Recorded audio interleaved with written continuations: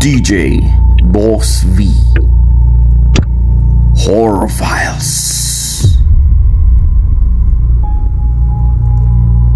Episode 9.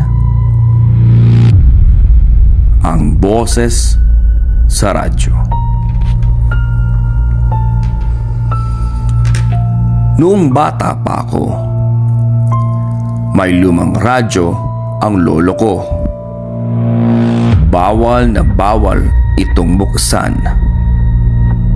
Pagsapit ng alas 3 ng madaling araw, sabi niya, may istasyon daw na hindi para sa tao. Hindi ako naniwala. Hanggang isang gabi, binuksan ko, puro static. Pagkatapos, may boses. Mahina. Parang malayo. Kung maririnig mo ito, huwag kang magsalita. Nanigas ako. Pagkalipas ng ilang segundo, narinig ko ulit. Mas malinaw. May nakatayo sa likod mo.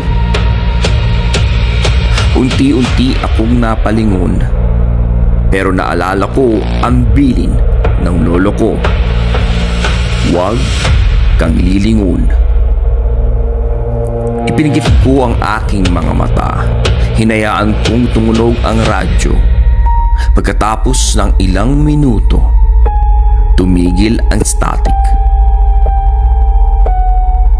Kinabukasan, ikinuwento ko ito sa lolo ko at bigla siyang namutla at sinabi, "Anak, may isang bagay akong hindi sinabi sa iyo." Tumingin siya sa lumang radyo. Mahina siyang nagsalita. Hindi sila galing sa radyo. Mahabang katahimikan.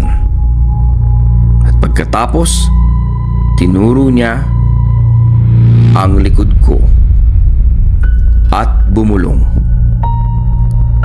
Sumasagot lang sila kapag may nakikinig. Matutulog ka pa ba ngayong gabi?